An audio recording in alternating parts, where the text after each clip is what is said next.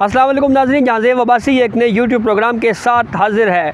इस वक्त पाकिस्तान में एक नई बहस का आगाज़ हो गया है और वो बहस है आर्टिकल 62(1)(f यानी ताहयात नाअहली की जो तलवार सियासतदानों के ऊपर चलाई गई। आज chief justice of Pakistan Umar Ata Bandial ने फैसल वावडा की ताहयात नाअहली के ख़िलाफ़ अपील पर समाअत करते हुए ये ऑब्ज़रवेशन दी कि आर्टिकल 62(1)(f ड्रैकोलियन प्रोविज़न है, यानी ये इंतहाई सख्त शिक है आइन की। इसमें इंतहाई सख्त पैरामीटर्स तय किए गए हैं। आर्टिकल 62(1)(f दर हकीकत फ़ौजी आमर जनरल ज़ियाउल हक ने 1985 में 8वीं तरमीम के ज़रिए इसको कॉन्स्टिट्यूशन में शामिल किया।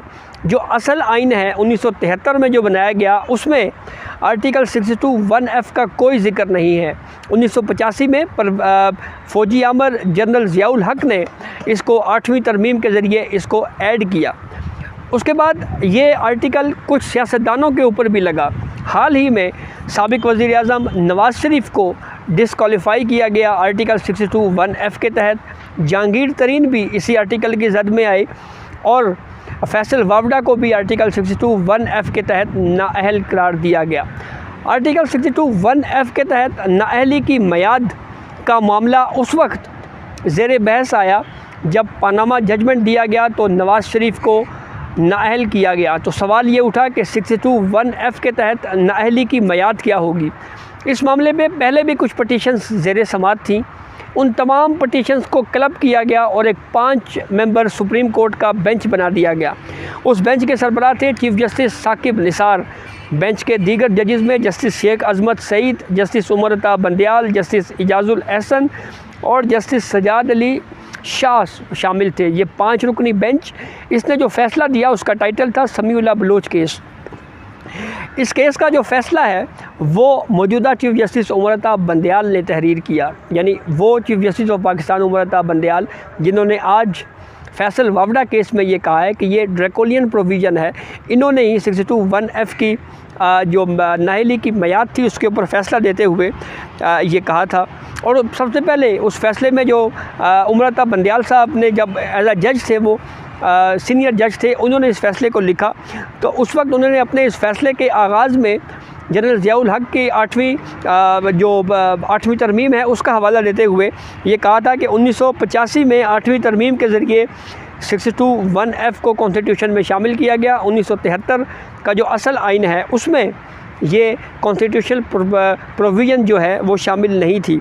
और इस फ़ैसले में चीफ जस्टिस उमर अता बंदयाल ने जो तहरीर किया था, इस फ़ैसले में वो कहते हैं कि 18वीं तरमीम जब हुई 2010 में, पाकिस्तान पीपल्स पार्टी की गवर्नमेंट थी, उस वक्त इस आर्टिकल को 62(1)(f को ना ही निकाला गया और ना ही इस हवाले से कोई इसको जो है वो डिफ़ाइन किया गया है। और फिर सुप्रीम कोर्ट के इन 4-5 में से 4 जज साहिबान ने ये व्यू दिया कि आर्टिकल 62(1)(f के तहत नाअहली की मियाद उस वक्त तक होगी जब तक कोर्ट ऑफ लॉ का डिक्लेरेशन जो है वो फील्ड में रहेगा, यानी जब तक सज़ा बरकरार है उस वक्त तक नाअहली बरकरार रहेगी। तो नवाज़ शरीफ का क्योंकि सुप्रीम कोर्ट से पनामा केस का फ़ैसला आया उनके ख़िलाफ़, फिर उसके बाद उनका रिव्यू भी जो है वो डिसमिस हो गया, तो फिर इसी वजह से ये कहा जाता रहा कि नवाज़ शरीफ को ताहयात नाअहल कर दिया गया है। जहांगीर तरीन के बारे में भी एग्जैक्टली यही कुछ हुआ। लेकिन सबसे दिलचस्प बात यह है कि इस 5 मेंबर बेंच में जस्टिस शेख अजमत सईद थे जिन्होंने इस अक्सरियती फ़ैसले से इख्तलाफ किया था। 4 जजों की राय से इख्तलाफ करते हुए अपनी इख्तलाफी राय दी थी, इख्तलाफी नोट लिखा था। और उस इख्तलाफी नोट में जस्टिस रिटायर्ड शेख अजमत सईद ने ये कहा था कि आइन बनाने वालों ने जो आर्टिकल 62(1)(f है उसकी नाअहली की मियाद का तयन नहीं किया, इसलिए हमें भी इस मामले के ऊपर नाअहली की मियाद के तयन से इज्तनाब करना चाहिए। और हमारा काम यानी सुप्रीम कोर्ट ऑफ पाकिस्तान का काम सिर्फ आइन की तशरीह करना है। सुप्रीम कोर्ट ऑफ पाकिस्तान ना ही आइन में कोई तब्दीली कर सकती है और ना ही उसमें किसी भी किस्म का इजाफ़ा किया जा सकता है। ये सिर्फ़ और सिर्फ पार्लियामेंटेरियंस का काम है, पार्लियामेंट का काम है कि वो ये तयन करे कि 62(1)(f के तहत नाअहली की मियाद क्या होगी। लेकिन सुप्रीम कोर्ट ने जिस फैसले का मैंने हवाला दिया समीउल्लाह बलोच केस में, ये होल्ड किया और ये डिफ़ाइन किया कि डिस्क्वालिफ़िकेशन की मियाद 62(1)(f के तहत उस वक्त तक होगी जब तक वो डिक्लेरेशन फील्ड में मौजूद रहेगा, यानी जब तक वो सज़ा रहेगी।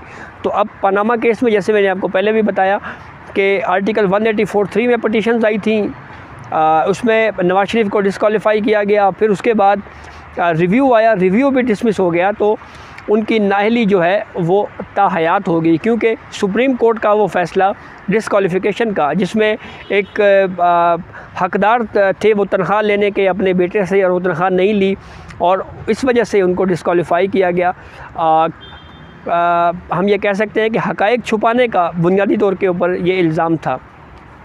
अब इस हवाले से सुप्रीम कोर्ट बार एसोसिएशन की एक पटिशन काफ़ी टाइम से ज़ेर समाअत है, जिसमें एग्जैक्टली कुछ इसी नौइयत के सवालात उठाए गए हैं और ये कहा गया है कि सुप्रीम कोर्ट 62(1)(f के तहत ये मामला एक मरतबा फिर देखे और इसका जायज़ा लिया जाए कि जो डायरेक्ट जो इस तरह की पटिशन्स आती हैं उसमें इसका इतलाक़ नहीं होना चाहिए। ख़ास तौर पे सुप्रीम कोर्ट बार एसोसिएशन का ये मौक़िफ़ भी है कि जो इलेक्शंस मैटर हैं उसमें 62(1)(f का इतलाक़ जो है वो होना चाहिए और इस तरह से सियासतदानों को डिस्क्वालीफाई और ख़ास तौर के ऊपर ताहयात नाअहल नहीं होना चाहिए।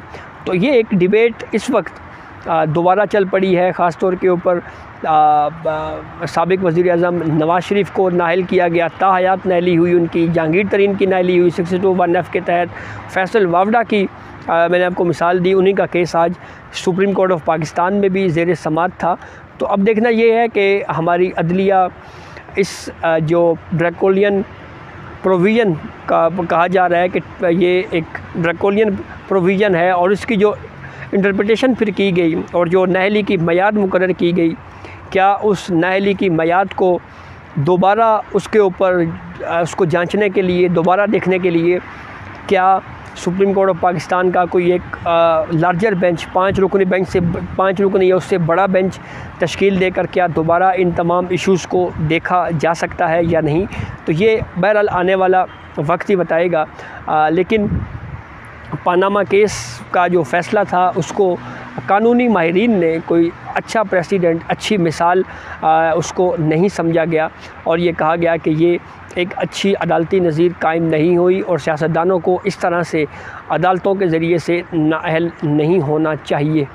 तो सुप्रीम कोर्ट ऑफ पाकिस्तान से ये एक लेटेस्ट एक डेवलपमेंट जो एक ऑब्ज़र्वेशन की सूरत में सामने आई, उस हवाले से हमने आपको आगाह किया कि आर्टिकल 62(1)(f के तहत जो नाअहली की मियाद का मामला है वो अब भी सदर सुप्रीम कोर्ट बार एसोसिएशन की पटिशन की सूरत में सुप्रीम कोर्ट ऑफ पाकिस्तान में ज़ेर समाअत है और सुप्रीम कोर्ट अगर इसको समाअत के लिए मुकर्रर करती है तो फिर देखना ये है कि सुप्रीम कोर्ट जो अपना पहले का दिया हुआ व्यू है, जो ख़ास तौर के ऊपर चीफ जस्टिस उमर बंदयाल साहब का तहरीर करदा फ़ैसला है, जिसमें उन्होंने ये कहा है कि अगर पार्लियामान चाहता, मतलब उस फ़ैसले को पढ़ के हमें ये लगता है कि वो कह रहे हैं कि अगर पार्लियामेंट चाहता तो 18वीं आईनी तरमीम जो कि पीपल्स पार्टी के दौरे हुकूमत में 2010 में हुई, उसमें इस हवाले से आर्टिकल 62(1)(f को, जो कि एक फ़ौजी आमर ज़ियाउल हक ने उसको कॉन्स्टिट्यूशन में ऐड किया था, उसको निकाला भी जा सकता था, लेकिन उन्होंने ऐसा नहीं किया।